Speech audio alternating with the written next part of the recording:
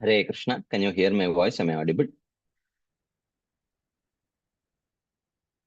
Okay, let's start. Namo Vishnu Padaya Krishna Preshtaya Bhutale Srimate Bhakti Vedanta Swaminiti Namine.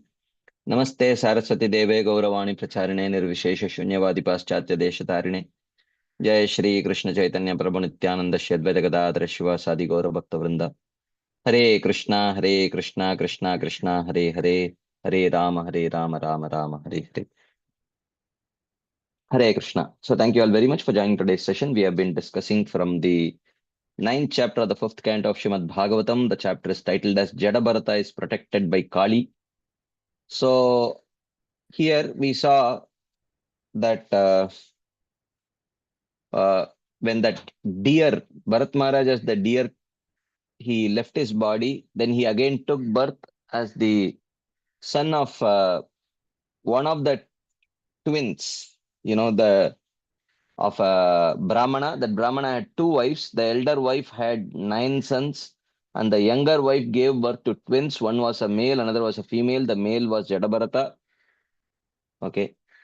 So, and in that life, we saw that fearing the association of his family members. So, we had a long discussion on this theme yesterday that Bharat Maharaj, he thought that his attraction to the deer, he did not see that it was orchestrated by Krishna. He thought that that was due to my own carelessness, my own mistake, my own material attachments. He saw it like that. Okay. So that was the opinion of Bharat Maharaj. So in this context, we saw yesterday that this is the nature of the perfected devotee. We saw the principle of tattenu kampam susamikshamano bunjana evatmakritam vipakam. Okay. So he sees, such a perfected devotee sees that whatever mistakes that he might have committed, an apparent mistake that he must have committed by the plan of the Lord also, he attributes it to, he cannot see that it is the plan of Krishna. He thinks it is due to his own mistake. Okay, you see the case of whether Parikshit Maharaj garlanding Shamika Rishi. Okay, perfected devotee. He could have seen that, as a Bhava Bhakta, I am incapable of doing all these things. Okay, but they cannot see. They are transcendentally far-sighted. They can only see other Bhava Bhaktas. What to speak of other Bhava Bhaktas? They will see, mm, um, you know, Sarvabhuteshu Yappashed Bhagavad Bhava Matmanaha. Okay, even in non-devotees, they can see prema, but in themselves, they cannot see. This is acute transcendental long-sightedness. Hmm. Acute transcendental long-sightedness they cannot see. So Bharat Maharaj is fearing his parents here, sorry, his relatives here, because he feels that that was the mistake that I did. He's absolutely not able to see the orchestration of Krishna. Okay. So this is the nature. We had a long discussion on this yesterday. So that's how this Tattenukampam's principle, while it is cultivated by the sadhakas, the perfected devotees, for them it comes very naturally. Bunjana eva atma kritam vipakam. Okay, they can so naturally see it. So you can say that this principle is a symptom of a perfected soul who is ready to become an associate of Krishna.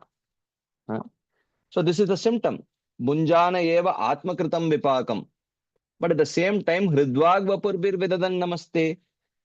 Uh, he is uh, hmm, he is thanking Krishna for his intervention. For all good things, he is able to attribute to Krishna. For all apparently bad things, even though that may also have been orchestrated by Krishna, he says, no, it was my mistake. So one who is able to see like that, naturally, that is the symptom of a person who has become qualified to attain the lotus feet of Krishna. And that is being shown here by Bharat Maharaj. Here he says that, oh, I made a mistake. I got attracted to the deer. Okay. So Therefore, he fears the family association, and he was always trying to remember the lotus feet of the Supreme Lord. And he was constantly trying to hear and remember the qualities of the Supreme Lord. And he acted just like a dull-minded, blind and deaf madman for the public so that they would not come and disturb him. Okay. But in the meantime, the father, not understanding the very exalted nature of Bharat Maharaj, he was very concerned about his son. He wanted his son to be properly trained. And because he was acting like this, his father included, everyone felt that he was like maybe a compromised child. Okay, he need extra attention. He needed extra attention. So the father naturally, out of his natural fatherly vatsalya, was attached. Um, was attached to Bharat Maharaj, and he was, or Jada Bharata in this case, and he was trying his best to teach him, the basic achaman and cleanliness, and you know, he had his sacred thread ceremony done, and he was teaching all the Sandhya Vandanam rituals and basic principles of cleanliness and things like that.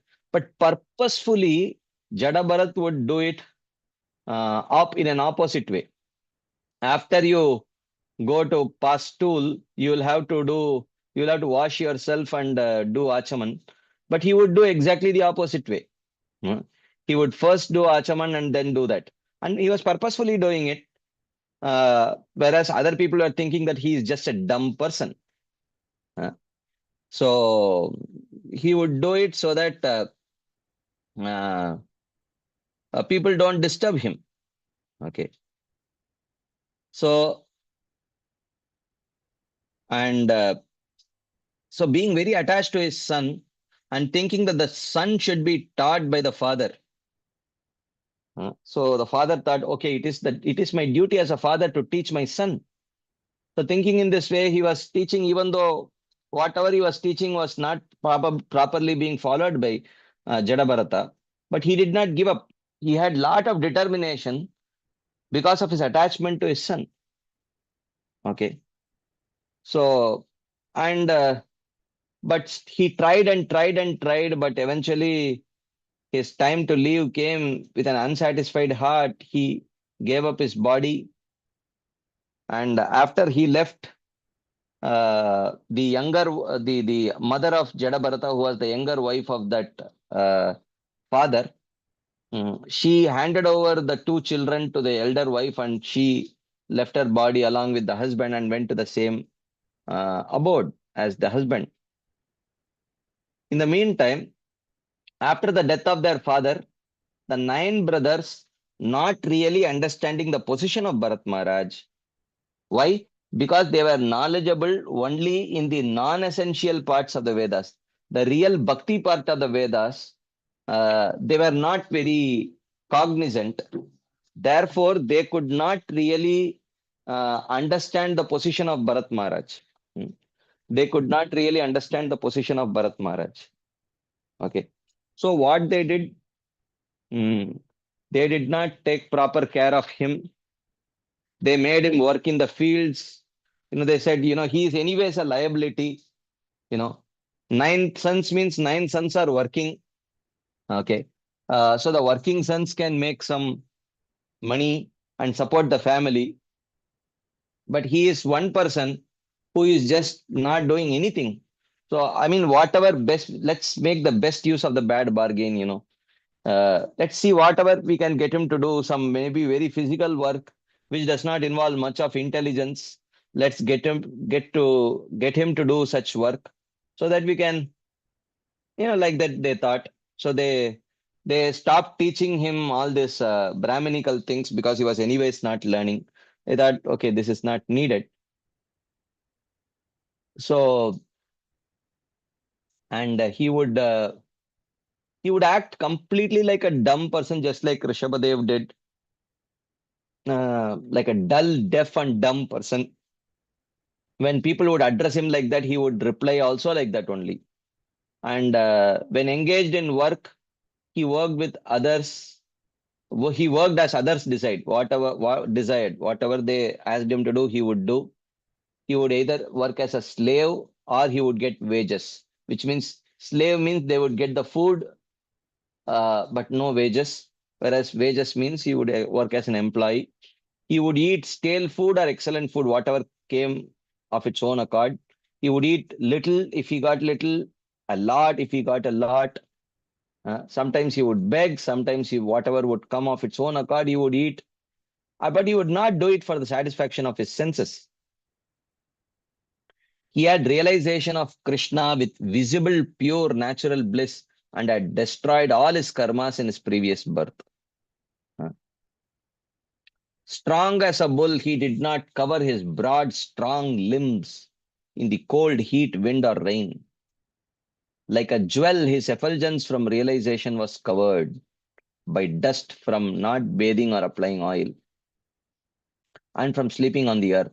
His hips were covered with an old cloth, and his sacred thread was soiled.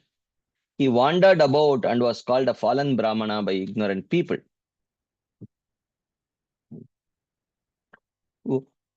Wanting food from taking wages for work from others, and thus engaged by his brothers in farm work.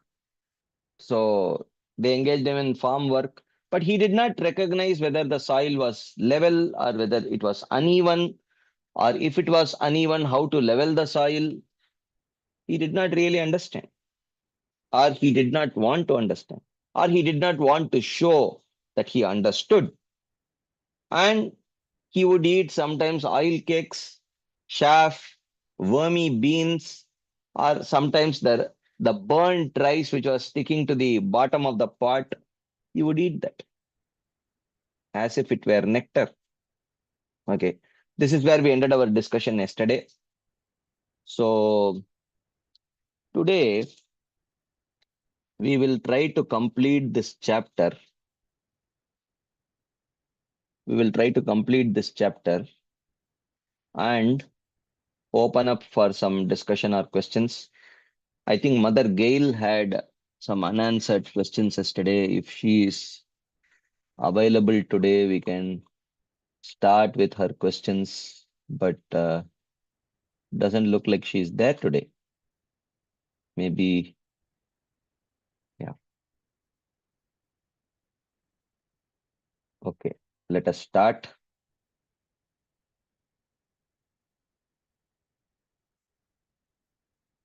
So, Shukadeva Goswami narrating this pastime, he says, Ata kadachit kaschid vrishalapatir badrakalyai purusha pashum alabatapatya kamaha. At one time, the leader of the thieves, desiring a son, started a sacrifice with a human being as an offering to Badrakali. So he decided, okay, I want a son, and in order to beget a son, I have to please Kali, who was the worshipable deity of those leader of thieves. So he decided that I will offer a human being in sacrifice.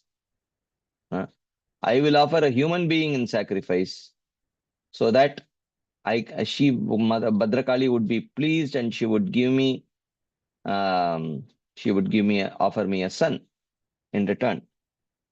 So Vrishalapatihi means a leader of the Shudras or thieves. Alabata means that he began to sacrifice. Tasyaha Daivamuktasya Pashoho Padavim Tadanucharaha Paridavanto Nishi Nishita Samaye Tamasavrtayam Anadigata Pashava. Anadigata Pashava. They did not get a proper animal or a person. Akasmikena Vidina Kedarat Virasanena Mriga Varahadibhyaha Samrakshamanam Angiraha Pravarasutam Apashyan. Tasya Pashoho, the sacrificial human of the leader of the thieves, Daiva Muktasya. So they had caught actually a person to offer in sacrifice. And somehow he escaped by chance. Okay. He escaped from there by chance. Uh, and then tad anucharaha paridavantaha. And the followers of that leader of the thieves, they were pursuing his path, padavim. They followed the footsteps of that person who had left at night, Nishi. At night they were following and trying to catch him so that he could be offered.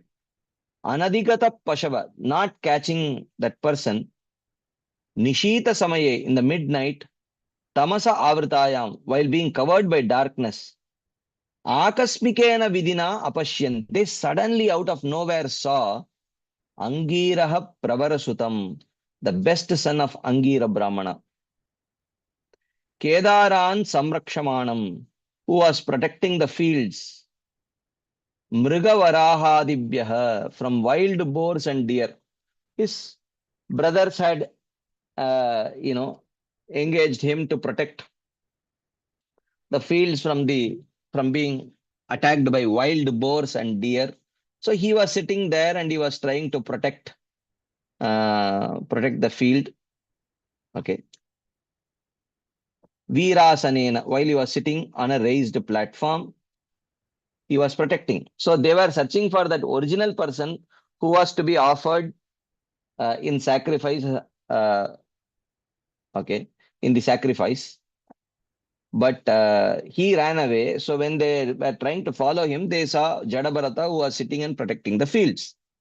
So the sacrificial human had by chance escaped. Bharata was seated on a platform in the field. Ata ta enam anavadya lakshanam avamrishya bhartrakarma nishpatyam manyamana badvarashanaya chandika graham upaninyuhu muda vikasita vadanaha. Manyamana. So they considered Yenam Anavadya Lakshanam. Oh, this person has all the qualities fit to be offered in sacrifice to Mother Kali. Avamrishya Bhartru Karma Nishpatyam. So this person would certainly fulfill the purpose of their master. So therefore, Rashanaya Badva. Rashanaya means using a rope. They bound him. Vikasita Vadanaha, and with a very happy face, Upaninyuhu Muda, with great joy they took Bharat Maharaj Chandika Graham to the temple of Kali where he could be offered in sacrifice to Mother Kali. So they bound him and took him to the temple of Kali.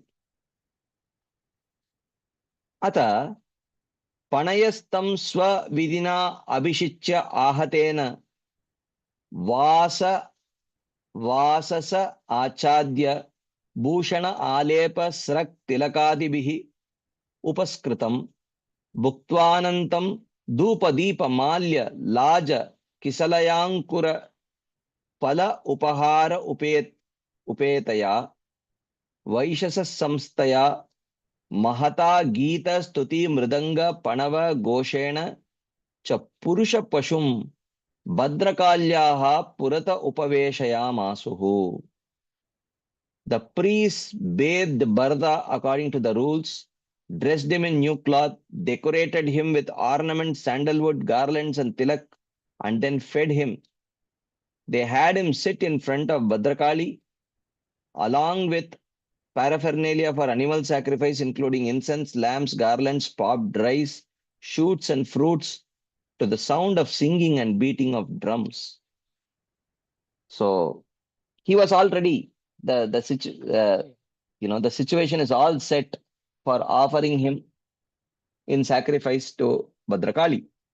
Panayaha means the priests of the thieves. Ahatena Vasasa means with new cloth. Vaishasa Samstaya means with arrangements for slaughter.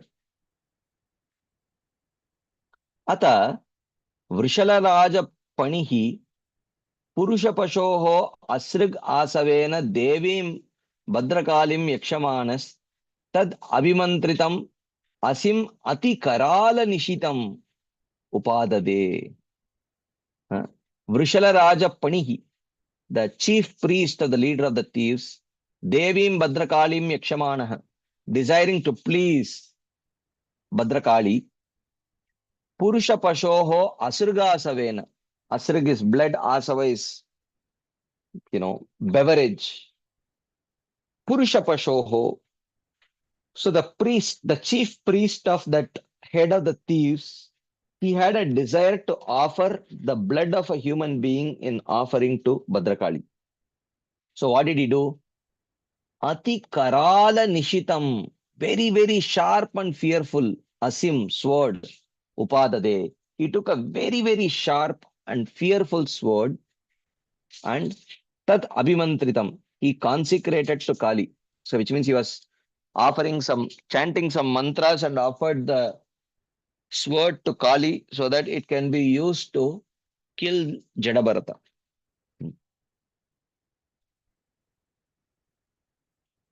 Iti tesham vrishalanam rajastamaha prakritinam dana mada raja utsikta manasam bhagavat kala veerakulam kadarti kritya utpatena swairam viharatam himsa viharanam karma atidarunam yad brahmabhutasya sakshat brahmarishi sutasya nirvairasya sarvabhuta suhridah sun सूनायाम अपि अननुमतम आलंभनम तद उपलभ्य ब्रह्म तेजसा अति दुर्विषहेण दंदह्यमानेन वपुषा सहसा उच्चचाट सैव देवी Bhadrakali.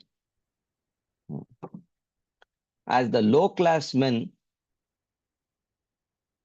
whose minds were contaminated with passion, pride and wealth, with natures of passion and ignorance, rajas tamas prakriti nam. So when these people who are filled with rajogun and tamogun, himsa viharanam, were preparing to commit this violence, bhagavat kala veerakulam kadarti kritya, making the troops of the Lord's avatars unhappy, because here was a great devotee of the Supreme Lord, and they were going to kill him. So all the avatars of the Lord became very unhappy with this act. So they were not at all happy. Devi Bhadrakali tad upalabhya brahmarishi sutasya nirvairasya sarvabhuta suhridah. And Bhadrakali also understood that their sacrificing Bharata, Jada Bharata, who was without enemy and the friend of all beings, was cruel. Atidarunam karma. This is very cruel. Sunayamapi ananumatam alambanam. And unauthorized even in an emergency situation. You cannot kill a great devotee of the Lord. Sahasa uchchachata. He suddenly burst out of the deity form with a flaming body. Dandahyamanena vapusha. Ati durvishahena brahma tejasa. With blinding light. She just burst out of the deity in a human form. She came out. She came out of that this thing with a flaming form. See, actually, even though they offer these kind of non-vegetarian foods, blood and meat and all that, actually, the demigods do not eat any of that. Even the vegetarian food that is offered to the demigods, the demigods do not accept. We have discussed this many times before. Because the topic has come, I will just touch this topic a little bit. The demigods do not accept these things. First thing, because it is abominable, because all the demigods are devotees of Krishna. Okay, they are all devotees, so they will not eat such abominable stuff. Okay, so and even vegetarian food that is cooked by demigod worshippers and offered to them, they will not accept even that. Okay. Because ultimately the food has to be cooked for the pleasure of the Lord. Okay. The food has to be cooked for the pleasure of Krishna. So otherwise, on the appearance day of Acharyas like Srila Prabhupada or Srila Bhaktisiddhanta Thakur, we may directly offer them boga. Okay, we directly offer them boga. But that boga is offered, is cooked for the pleasure of Krishna. So Srila Prabhupada, on on the behalf of all the devotees, he offers it to Krishna because it has been cooked for the pleasure of Krishna, and then he honors it and gives his remnants to us. But when in demigod worship, in temples where demigods are worshipped, the food is not cooked for the pleasure of Krishna. So even though they may be offered to demigods, the demigods would not offer it to Krishna. Okay, the demigods would not offer it to Krishna because it has not been cooked in the right consciousness and not for the pleasure of Krishna. So there is nothing called as demigod prasadam because the demigods would certainly never offer such food cooked in that kind of consciousness to Krishna. Okay. So therefore, honoring the remnants of demigods from demigod temples is ideally not good. Srila Bhaktivinoda Thakur very clearly mentions this in his books. I think Bhaktyaloka, he mentions, or is it Bhaktyaloka or Shri Chaitanya Shikshamrita? One of these two books, he mentions very clearly that the food, the prasadam of the demigods, even though you may consider them as Vaishnavas, but it should not be accepted. Why? And not accepting is not disrespecting those demigods, because he says that that food was offered to the demigods, but the demigods never accept it. The demigods never accept it.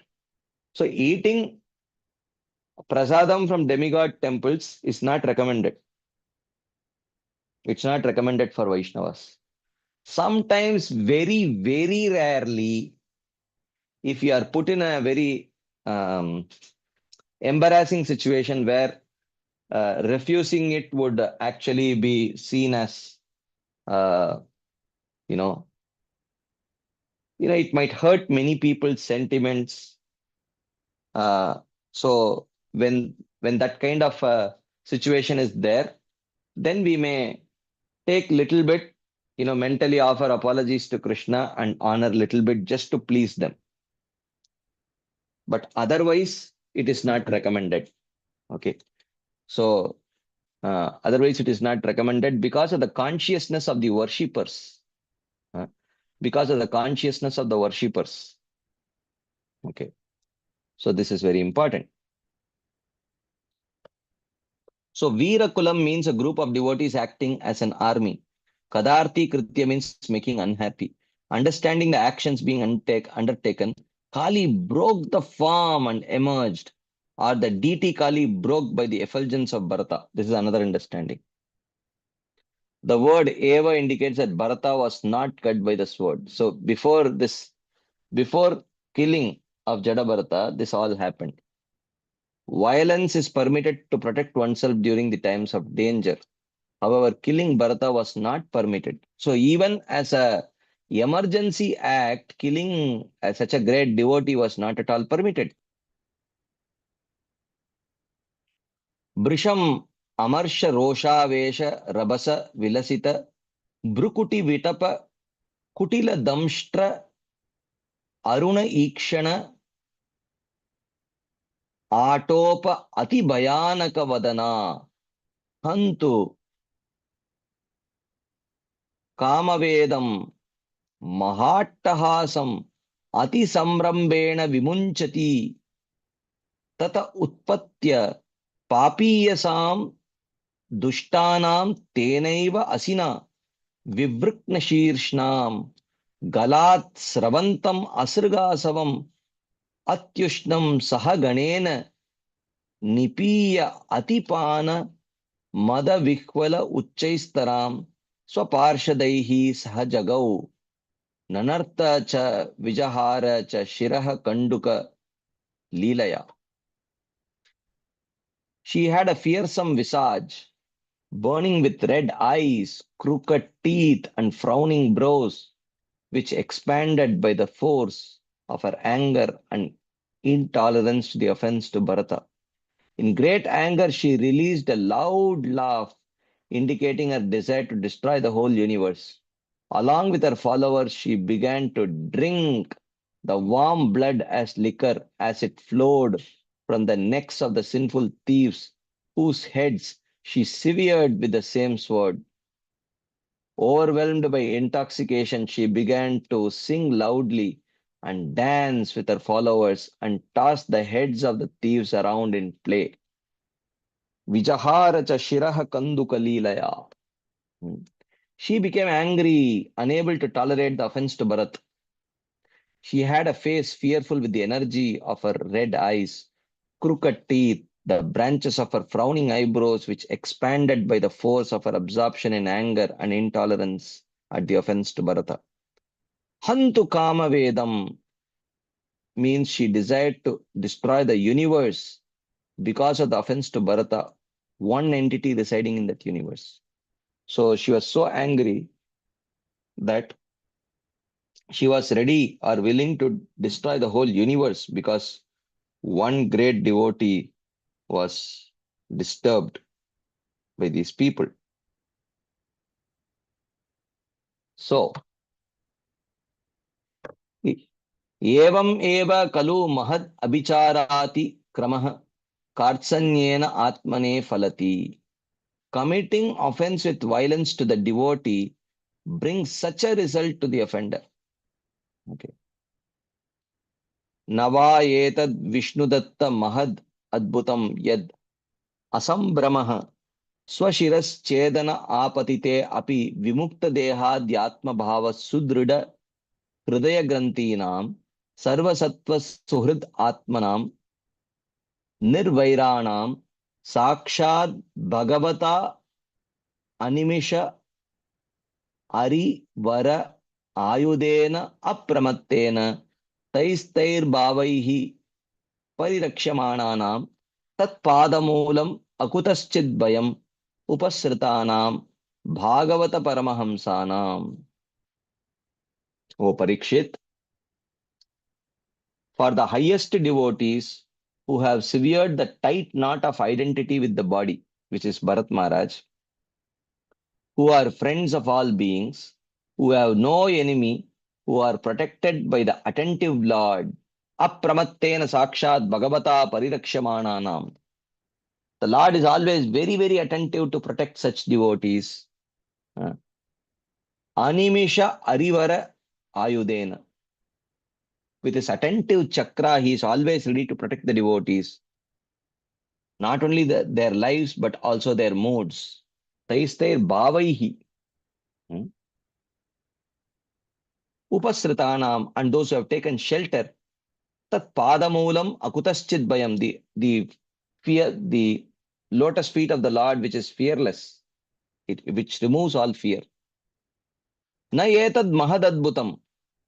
So, Shukadeva Goswami says, O Parikshit, do not be very surprised that this happened because the position of those who have taken shelter of the lotus feet of Krishna is very, very exalted. It's very exalted.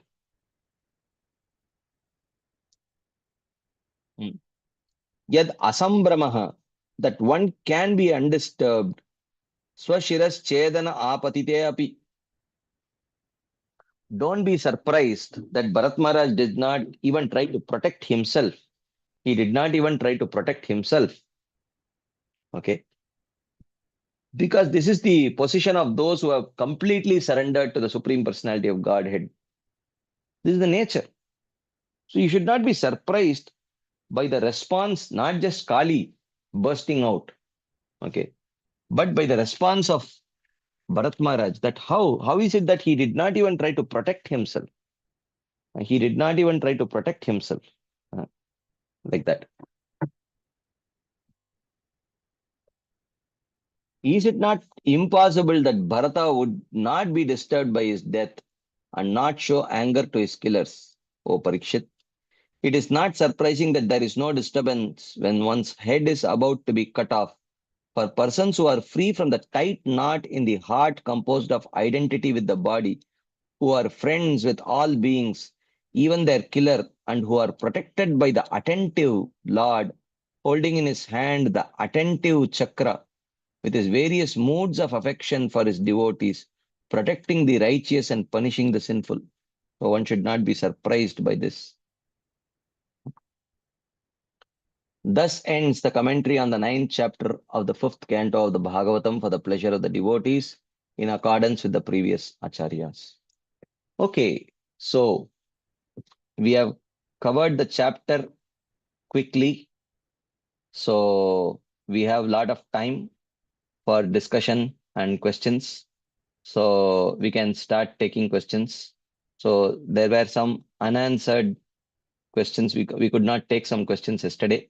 So any questions from this chapter or from whatever previous discussions unanswered, we do have time today, so we can take. I've ended the chapter early, so we can take those discussions. There is something in the chat box. We'll take them first. Do demigods accept boga from their worshippers cooked for their pleasure? Actually, the answer is no. Is there a concept of demigod prasadam at all? I mean, is there a concept? I mean, that concept exists only in in the imagination of the demigod worshippers. I mean, this might sound very rude and unacceptable and very sectarian, but this is reality. Especially if you accept the demigod worshippers, especially if you accept the demigods as Vaishnavas, then there is nothing called as demigod prasadam as offered by the demigod worshippers. But if Vaishnavas offer uh, bhoga to the Supreme Lord Krishna and offer that remanence to the demigods, considering them as Vaishnavas, then they will accept it, and we can accept those remnants also because they are Vaishnavas, especially exalted Vaishnavas like Lord Shiva, who are very clearly pure devotees. Their remnants definitely can be accepted, especially if that is offered cooked by Vaishnavas for the pleasure of Vishnu, offered by Vaishnavas to Vishnu for the pleasure of Vishnu, and the remnants offered to Lord Shiva, seeing him as Vaishnavanam Yata Shambhu, and then one can accept the remnants. That is perfect.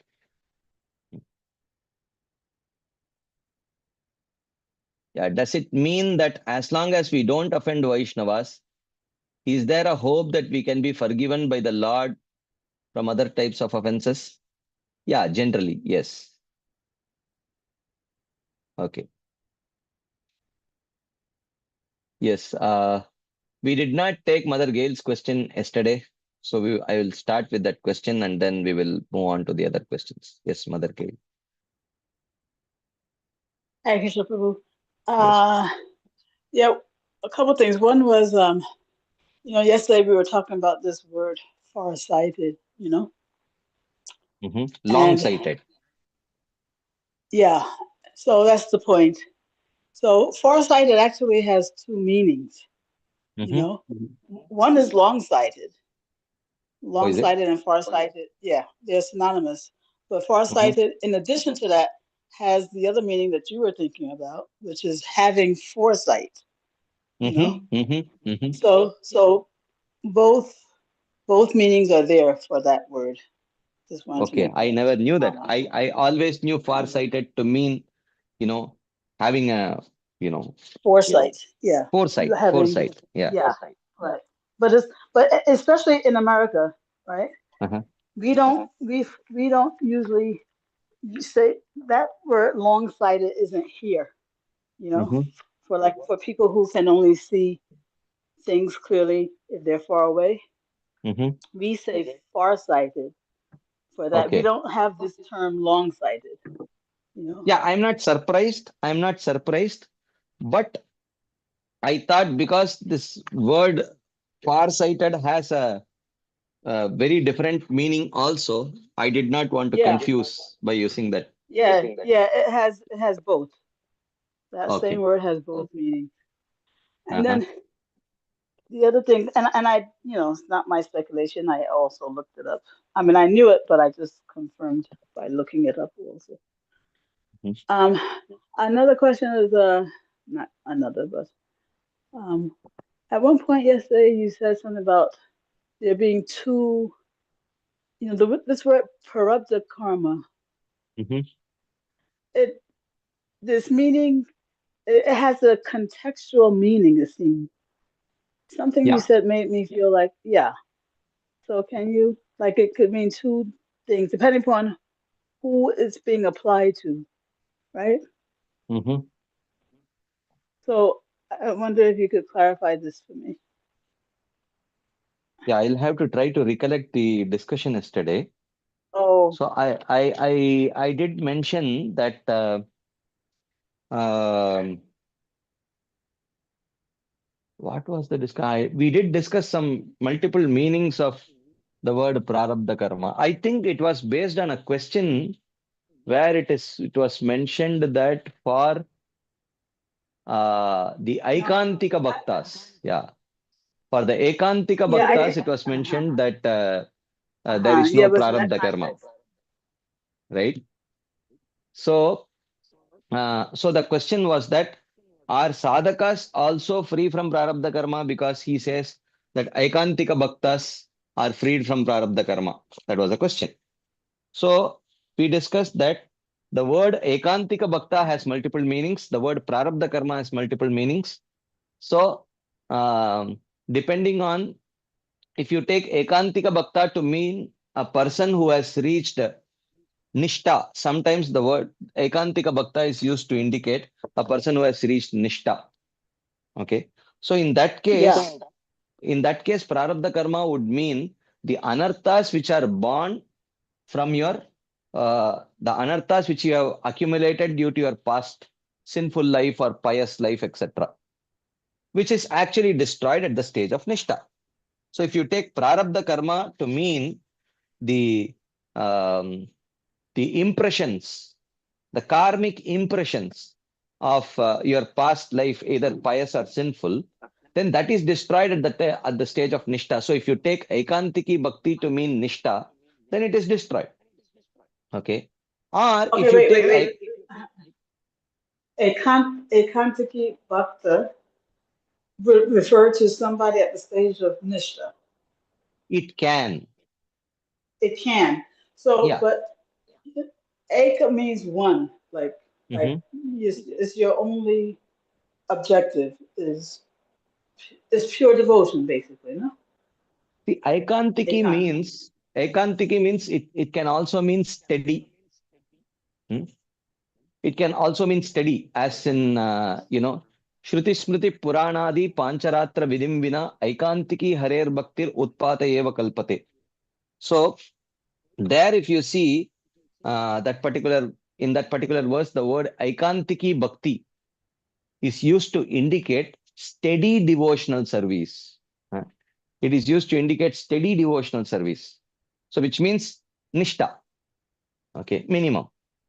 So, so Aikantiki Bhakti can mean Nishta, or as you are mentioning. So if Aikantiki Bhakti means Nishta, then their Prarabdha Karma must mean the anarthas which are born out of one's uh, past pious life or sinful life.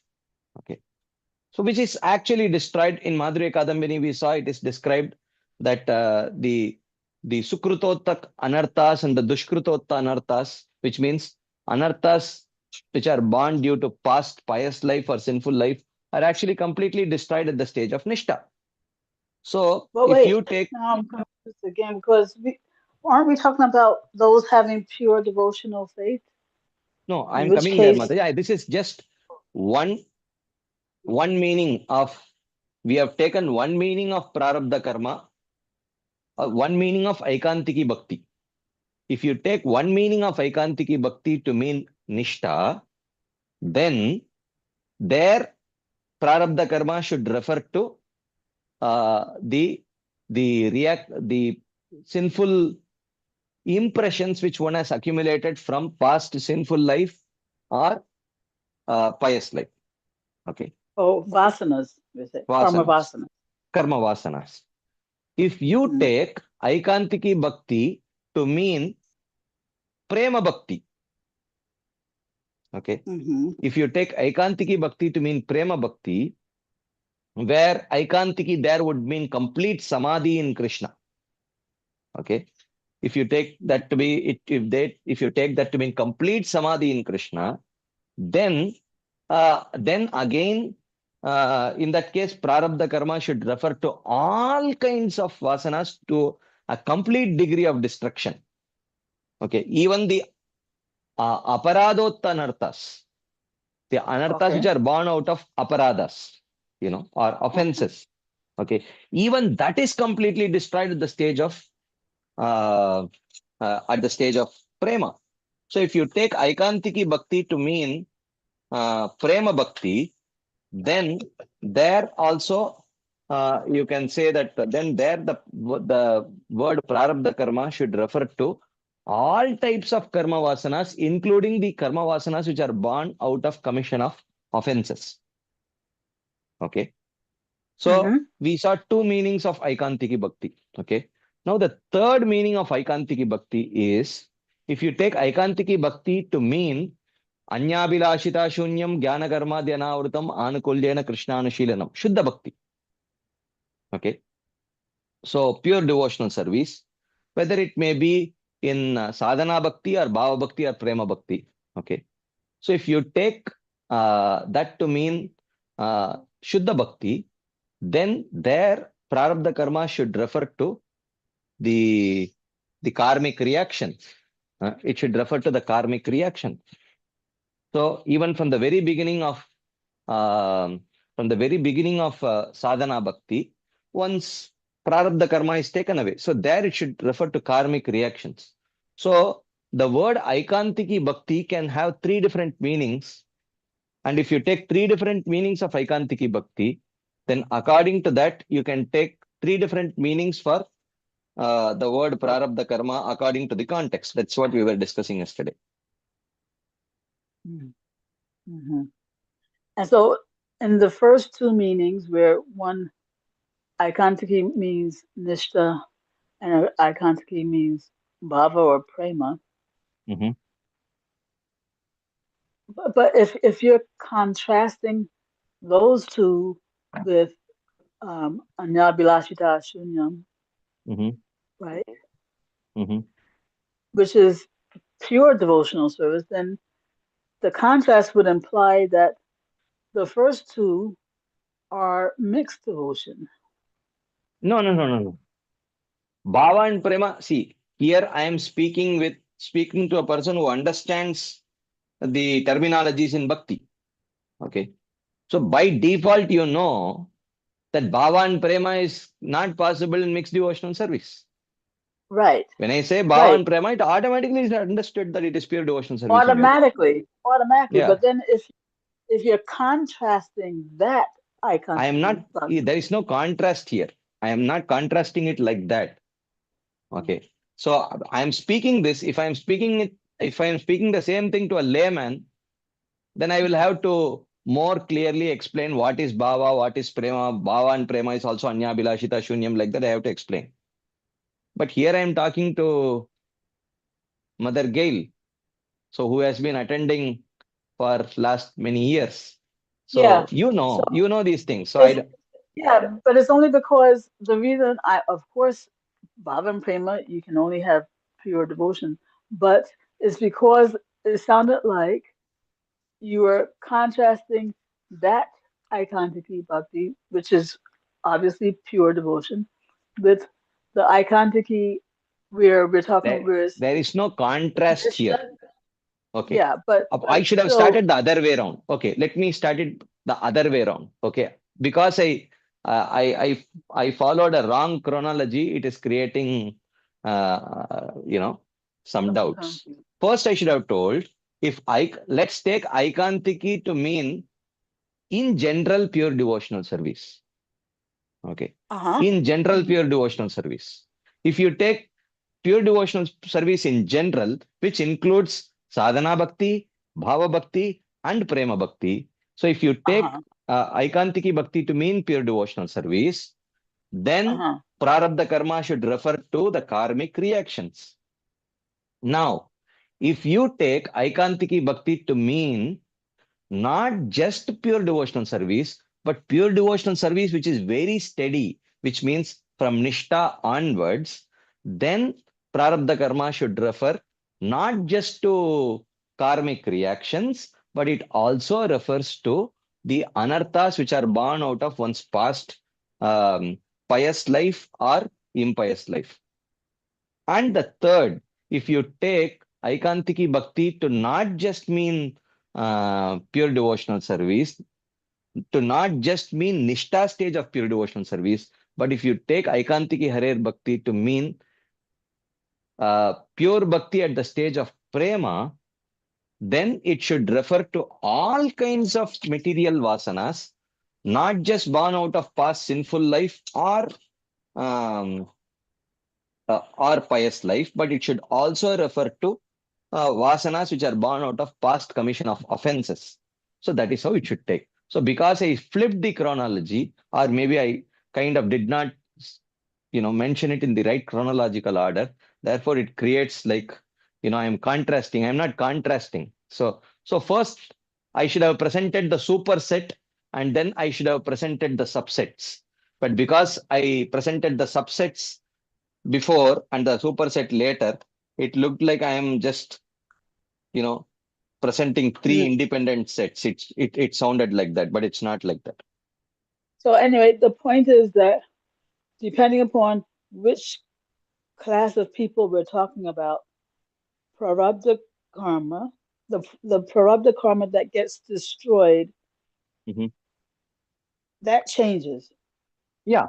See, for So sadhakas, mhm, bhava bhaktas, prema bhaktas, there is no um, so the karmic reaction. There's so no there is no karmic karmic reaction. reactions from the beginning. Mhm. Okay. From the beginning. Yeah. And for those at the stage of nishta, Uh-huh. for those at the stage of nishta and prema, nishta onwards, nishta, ruchi, asakti, bhava, prema, there is no prarabdha karma in the form of um, the anarthas Op, due to past sinful life or past uh, pious life. And for those who have further reached the stage of prema, there is no karmic reactions in the form of there is no prarabdha karma in the form of karmic reactions. There is no prarabdha karma in the form of sinful vasanas or pious vasanas. And further, there is no karmic prarabdha karma in the form of even impressions or vasanas due to past commission of offenses. That is how we should understand. yeah, it's very clear, Prabhu. Um, but just to repeat, those who have attained nishta, right? Mhm, mhm. They might still have karma vasanas or not. I Yeah, don't remember. yeah. Yeah, they They might. they can still have some karma vasanas uh, uh, which is born out of aparadas, past commission of offenses. Oh, but at bhava, that's not possible. Or no, at bhava, Yeah. there's still. At bhava, there can be very small traces. At nishta, there can be significant impact of uh, uneradicated offenses from previously. And but at bhava, there can be slight traces. At prema, it is not there. Okay, okay. And those karma vasanas that's due to past, not aparadhs, but that's due to past pious or impious deeds, Mhm, right? Such mhm. vasanas They can be there up until which stage? They can be Not there. opera. Yeah, at Nishta, they are also gone. Initially, they're gone. Yeah. Okay. Okay. Operas will be there, maybe, but Yeah, not. Aparad will be there. Yes. Okay. Okay. Okay. Okay, Prabhu. I mean, I do have others, but I know we should try to do round robin if possible. No, let me take Madhavi Gopi Mataji's questions and then we will see if then we can get back to your questions if you have other questions. Okay. Thank you. Yeah. Madhavi Gopi Mataji. Hare Krishna, Prabhuji, Dandavat Pranam. Dandavat. Prabhuji, what you were discussing with Gail Mataji right now, so what I understood is as one goes higher up in the ladder of, means from Shraddha to Prema on that ladder, then Mhm. at particular stage, the past sins also will be the roadblocks in the devotional life. Or Sins means when the what? past, Please. no, I'm just, please let me complete. No, After, you complete when, Mataji. I am telling you sinful reactions or sinful vasanas that you clarify because sins is very uh, uh, confusing. Whether you are talking about sinful okay, so vasanas, when reactions, we say, means it is not actually committed, but there is desire to commit, na? yeah, but the desire to commit comes from previously committing it. Okay, yeah. So those vasanas will become hindrance, but as one progresses in the devotional life, nishtha, ruchi, asakti, and bhava, then whatever, not at the stage of bhava, but before that, then the aparadhas which are committed or the desire to, I don't know whether the desire to commit aparadha also is included No, in no, that. not no, no, no. That it is not desire to commit aparadhas. Desire to engage in some uh, material activities which are born due to past commission of offenses. Okay. So committing or desire to commit some material activity that will be considered as aparadha. Yeah, material act Okay. of sense gratification. That desire can be born due to some non-reconciled offenses committed previously. Okay. And definitely, if it is a Vaishnava aparadha or something, then there will be definite reaction, even in the for next lives. Na Prabhuji, if that Yeah, reaction is not completed in the first life, whatever. yeah, Yeah. yeah. And Prabhuji, actually, what I had question was that this yesterday we were discussing that when a pure devotee sees any negative thing happening in his life, he feels that it is due to my bad karmas, whatever, and whatever good things happen, he sees that it is still Krishna's mercy that in spite of me being not eligible, he's giving me so many good things or whatever positive things like that. But Yeah. when he sees the other exalted Vaishnavas, he sees that as the negative things in that particular devotee's life as the Krishna has orchestrated it for Yeah, increasing his prema like that. yeah, yeah. But Prabhuji, when in sadhaka's life, when we discuss, it is always we have to understand that it is due to my negative karmas in the past, na Prabhuji. My negative karmas means Means not what? Sorry, yeah, means whatever negative activity I must have activity performed that. I must have performed. Yeah, I am getting a result of that. So that, but that we don't call it as karma. That we call as orchestration by Krishna. Na? Means always you say that once one come into the devotion, then Haribol, uh, Hare Krishna. just give me Can one he? second.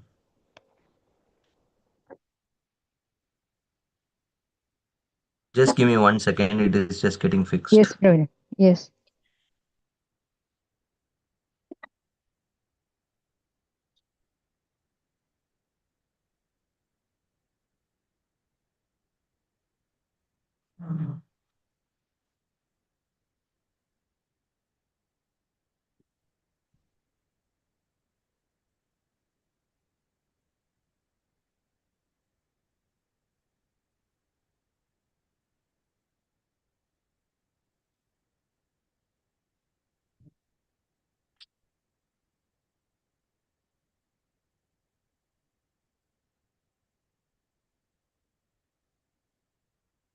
Oh, can you speak, Mataji? Yeah, can you hear? Yeah, I can hear. Yeah. Yeah, I was saying that whenever, like when we say, always we have discussed this, means this I have learned from you only, that whatever happens in the devotee's life, it is not the karma account, but it is orchestrated by Krishna to purify the devotee further, like that, na project. But it may be due Not, to the it is not due to our karmic reactions, but it can be in response to what we did, what wrong things or good things that we might have done before. So that one should understand. So, which means it can be a result of my own mistake. But law of karma is not giving, Krishna is giving. So there is a difference between who gives the punishment. So the punishment is for my own mistake. But the result can be given by Krishna, or the result can be given by law of karma. So in this particular case, the devotee, a sadhaka, the safe way for the devotee to think is that my uh, my suffering is due to my own mistakes, but Krishna is so merciful that instead of deputing the punishment to law of karma, he has himself taken responsibility of punishing me, and in punishing me that way, he is using that punishment also to pull me closer to his lotus feet. So that is how.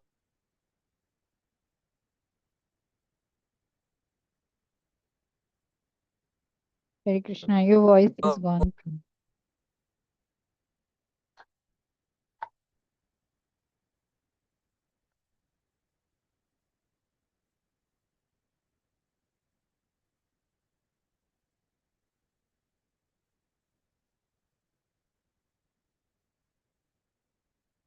Hare Krishna, we are not able to hear, Prabhu.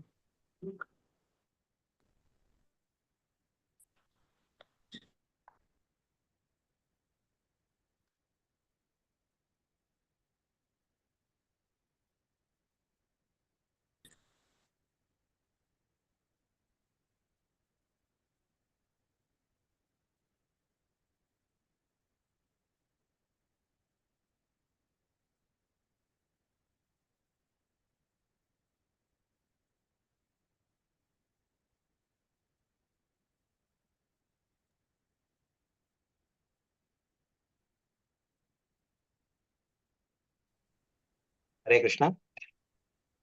Yes, Prabhu, now we can hear. Yeah, okay. I'm We sorry. lost you from there where you were saying that it is orchestrated by Krishna to pull the devotee more closer. Means there. Yeah. So, a sadhaka sees that my suffering is due to my own mistake.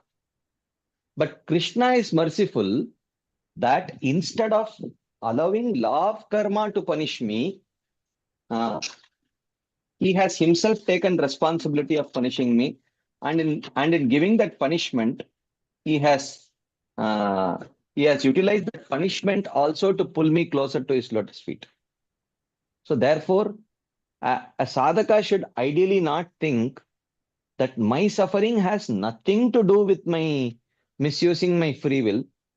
It is only Krishna orchestrating to pull me closer. But I did not make any mistake. The sadhaka should not think like that. Okay. Even though in some cases it may be true also.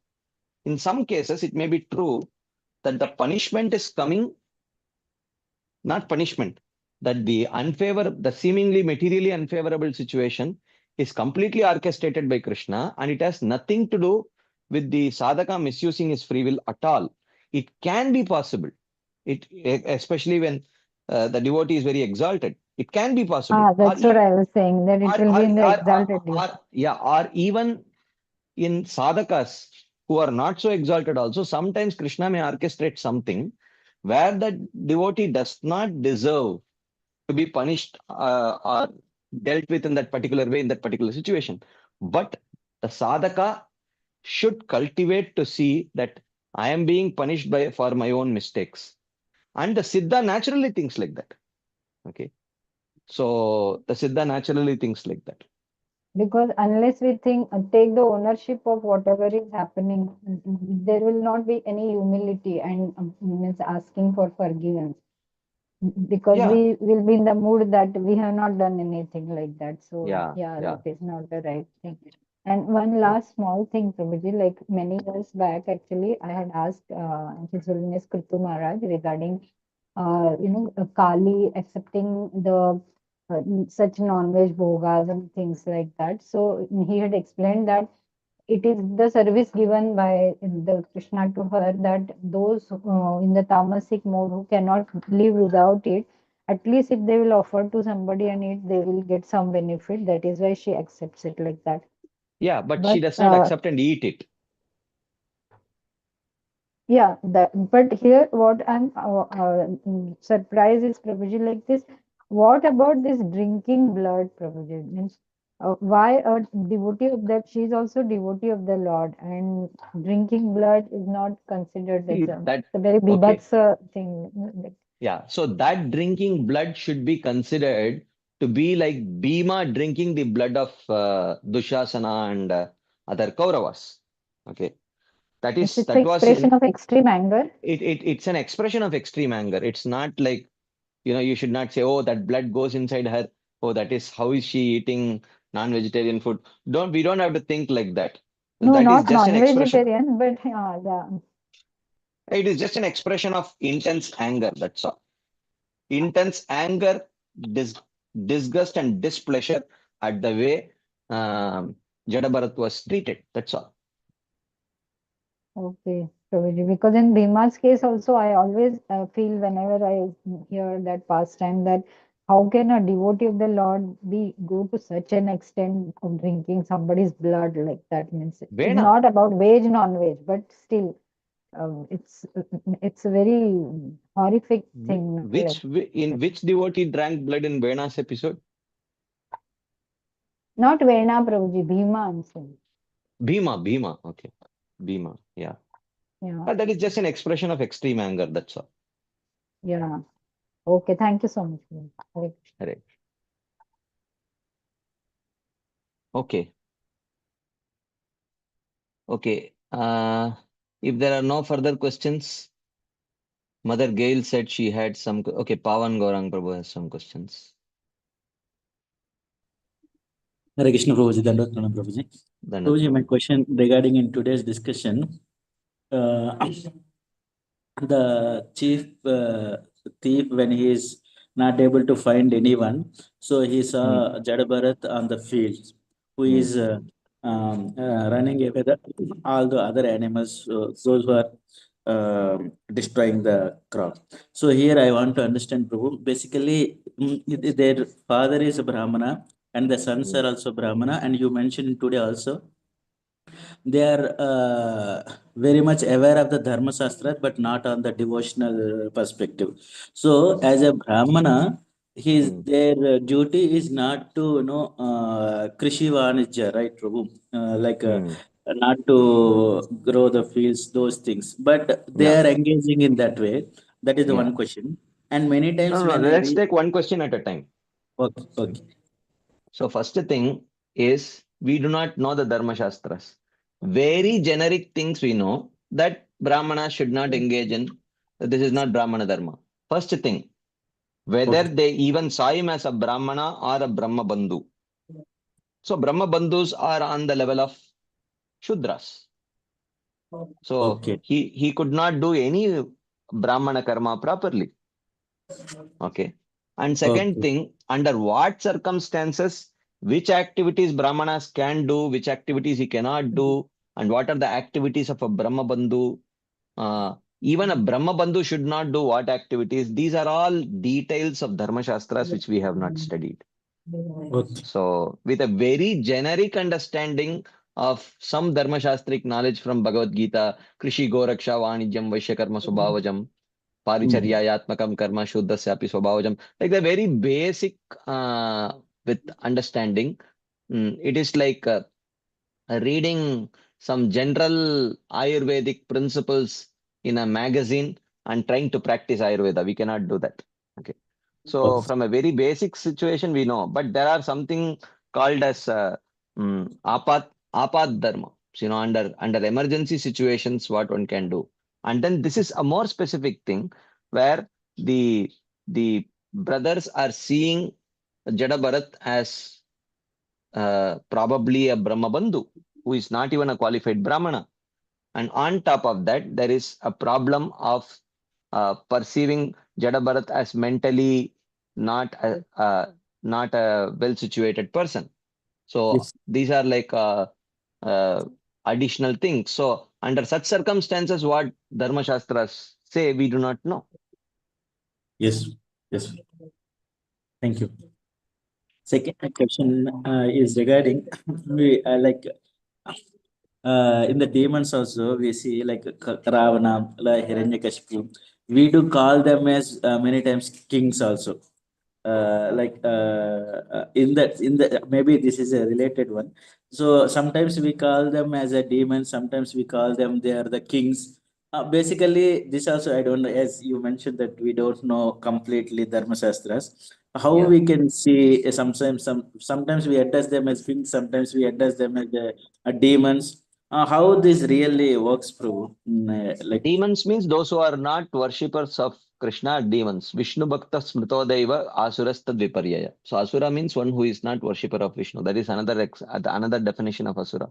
It does yeah, not yes. necessarily mean that they are like they have horns and big teeth protruding out of their mouth. It's not necessarily like that.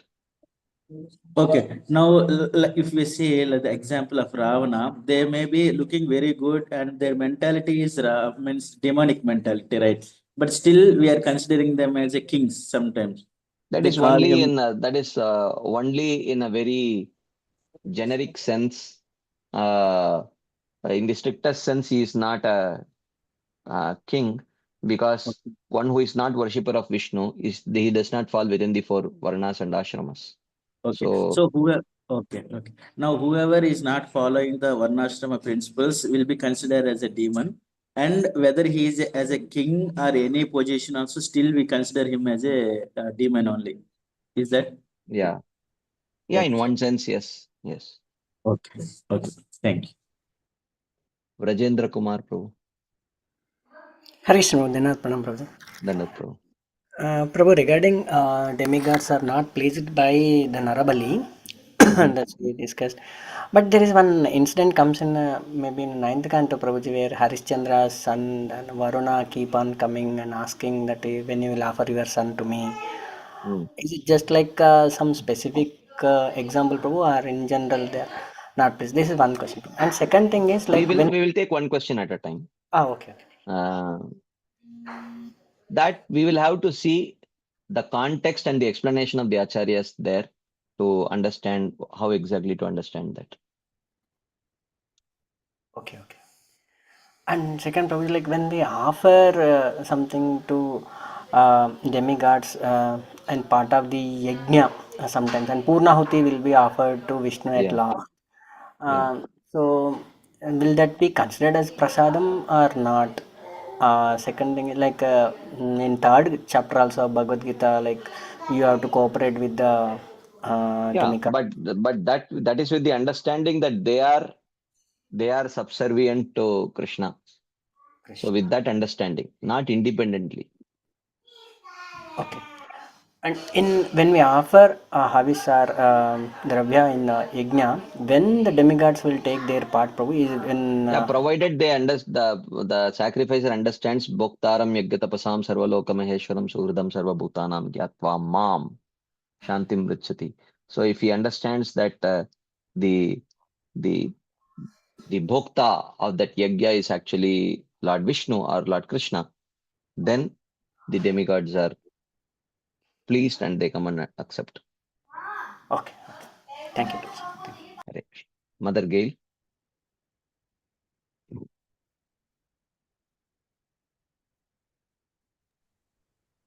Hare Krishna Prabhu. yes. Yeah, one more thing about Prarabdha karma that I've always been unclear about. I know that once a person takes to the pure devotional path, Mhm. Krishna takes ownership of all of Mhm. his karma, meaning reactions, you know? Reactions. Yes. Yes, reactions. But one thing I've been unclear about is when it comes to our gross physical body, right? Mhm. When we say Krishna takes, because that's also corrupted karma, no? Yeah. Yeah. So when we say Krishna takes ownership of that, Mm. I understand reactions. That's no longer under the jurisdiction of the law of karma. Mhm. But when when Krishna takes ownership of our corrupted karma, Mhm. of which the gross body is included, Mhm. what does that mean actually? It just means that, just like I have given this example many times, The car. the Yeah, car. yeah. Another person purchased the car. So the car looks exactly the same, but the ownership has changed. Yes, the ownership has changed. So I understand that better when it comes to the fact that, well, if I were under the law of karma, then I might have to undergo certain experiences that I wouldn't have to go through if, Krishna was Krishna. Yeah. customizing that for me, you Yeah. know. Yeah. But my American made body, for example, Mhm. which it does look the same, Yeah. you know, Because but Krishna wants but it to look the same. oh, because Krishna wants it to look the same. Yeah. Because he has to protect the faith of others also. Um, Otherwise, suddenly, as soon as you take up the bhakti, if your gross body itself changes completely, immediately, uh, then everyone would get completely bewildered, and people will start losing faith in the paths of karma, jnana, yoga, and all the other paths. They will lose their faith. And because Krishna has created a particular system of developing faith for bhakti, they will not develop proper faith in bhakti also. But when you So say that will, these people would lose their faith, why and how? Why? because they see that as soon as that for which they are struggling so hard by performing karma, jnana, etc., to destroy their prarabdha karma, just by chanting one holy name, if that prarabdha karma changes to a person, if they see that, they will say, oh, which means my path is useless. Okay. My path is useless. Okay. And here is clearly someone just by chanting one holy name, his path is changing. But what he does not understand is that one person is chanting with pure devotional faith. So that they cannot see because faith is internal. So one thing is they will lose their faith in karma jnana yoga. Another thing is when they will see that they chant, when they chant, their gross body will remain the same because they are not chanting with pure devotional faith. So what will happen? And pure devotional faith cannot come. You say pure devotional faith means anyabhilashita shunyam. First thing is they are doing it with the desire to destroy their prarabdha karma. So that itself is another abhilasha. So therefore, Mhm. when they see that it is not working on them, they will lose faith in bhakti also. And eventually they will start living materialistic lives. So therefore, Krishna, while he has to, while he wants to destroy the prarabdha karma of the devotees or take over the prarabdha karma of the devotees, he will want to do it in such a way that it does not disturb people with other faith. Okay, but it wouldn't disturb those with pure faith if all of a sudden he changed their body or something. Yeah, it would not disturb their faith. Hmm. Um, yeah, So correct. it's really just to protect the faith, to keep confidence of others' faith in their path, Yeah, yeah. something like that. And also it'll, yeah, that's the point. Yes. And also Okay, it can kind of titillate, potential devotees also, who want to come for Krishna Prema, and they can get titillated by these kind of side benefits. Okay, why can't I get a more beautiful body and things like that? Who does not want a more beautiful body? But if those things obviously and very quickly and immediately happen, you know, even those who were potential practitioners of pure devotional Pure. service, they can get unnecessarily, Yeah. you know, Tempted. Like. tempted. They'll get unnecessarily tempted for to approach Krishna for the wrong reasons. Right. Right. Okay, Prabhu, I really have just one last thing. I really do have one last thing. But I don't know. You can tell me if this is going a little bit too far back in Bharat Maharaj's life. If it's too far back, that's okay. So remember when before, he got attracted to the deer, and he was just now going to retreat to um, his ashram. How you say it? Pulaha ashram. Pulaha. Pulaha. Yeah, yeah, yeah.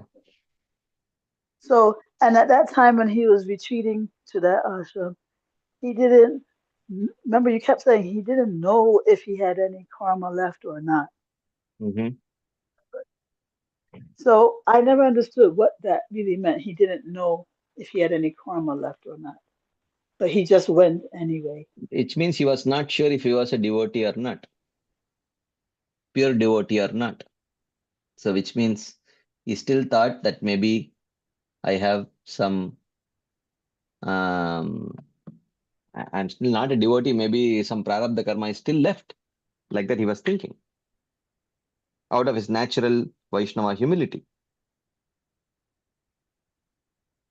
Yeah. So if some prarabdha karma was left, meaning karma vasanas, no? No, it can mean karma vasanas, it can mean karmic reactions, because Okay. we are talking about his humility. So he's not even seeing himself as a devotee.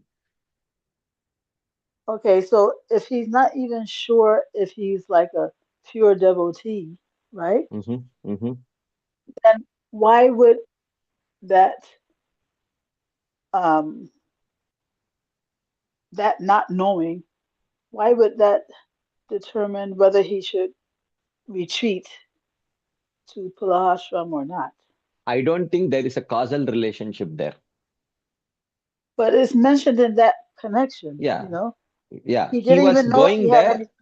Yeah, he was going there not because he did not know if his karma was left or not. He was going there while thinking that he was not sure whether his karma was destroyed or not. I don't think there is a Mm. causal connection there. That is Oh, going had something to do with his thinking that whether his karmas had been destroyed or not. No, I don't think there is a causal connection there. oh. It was just the point there was just to reveal his humility about his Yeah, level of his stage. yeah, Okay. yeah, yeah. Oh, okay. Yeah, that was my problem because I always thought that you were trying to make some connection. No, no. Okay. Thank you very much. Correct. Keshav Prema. Resham Prabhuji, this explanation regarding Prarabdha Karma is very nice, Prabhuji. Never thought it this way. But I remember reading in NOI, I think, Prabhuji, like regarding this, Srila Rupa Srila Prabhupada is explaining, someone born in a Sudra family, if he takes up bhakti, he can become a Vaishnava, and that is an example of this. Is it like that, Prabhuji? Am I right? Read it like that. That is the what? Okay. He can For become a Prarabdha Karma Vaishnava. only, it was yes, the destruction Yeah, of yeah, Prarabdha Karma. I yeah, remember, but I just want to hear from you. yeah.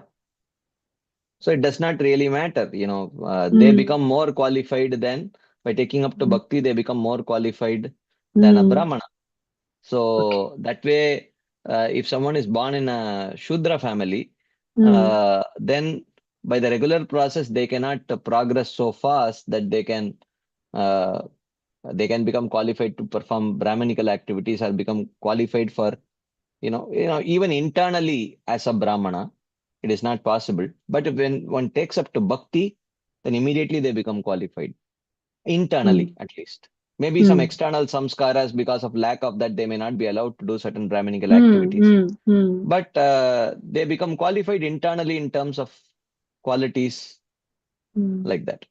For destruction of Prarabdha Karma, this was the example, na Prabhuji, it Yeah, was yeah, quoted. yeah. And Prabhuji, my doubt today is because of our modes only we get desire, na Prabhuji, Yeah. Jiva, entangled mode. And again, he does a action that will lead to reaction. Like that, it's continuing, Prabhuji. Yeah. So my doubt is, uh, uh, Jiva unconsciously, he just completely under the control of modes, Prabhuji, till he takes a bhakti or other any yoga process. Till then, he's completely under the control of modes only, Prabhuji. So his action, reaction will be continuing. So that repentance part will never happen, Prabhuji, for him. He will never. For example, if I'm suffering, now you said, na Prabhuji, devotees will think anything, though now they are under the control of Krishna, they will think I am suffering for my own mistakes. That is coming because of his bhakti value system, Prabhuji. Yeah.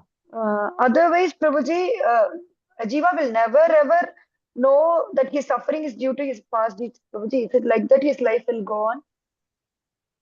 Well, at least you will be able to see something if it is grossly visible. Like even in the outside world, you do see people who have eaten a lot of junk food. They can definitely make a connection between their diabetes or blood pressure problem to their eating junk food, you know. But only when it, when you stretch it to past lives, they cannot make that connection. But in this life, I'm sure even in this world, people can make some connection as to cause and effect. But whether they can, they can stretch it to the existence of a subtle system which can store all your reactions in a subtle way, and you get a reaction for that in next life also. That they may not have a belief in that.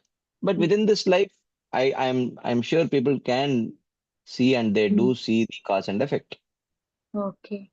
So, Prabhuji, karma can be nullified or can be destroyed once that person repent for what he has done. Is it like Prabhuji, even generally, even for devotees or not, for anyone, one who repents for the action he does, his karma is vanished, Prabhuji. Is it like that? No, no, no, it's not like that. Oh, so Yeah, even if if some. Mm. you have to experience the result of that karma. Just by repentance, it will not go Oh, away. oh. So whether we are repenting, we are You for have to anything. experience it, or you have to do some prayaschitta. And prayaschitta means the prayaschitta is not repentance. Prayaschitta is some rectificatory actions that you do. It's not just merely repentance. So what is the price? This is what I want to ask. Prayaschitta means to perform certain things where you sacrifice some of your wealth, some of your time, and all Oh. that.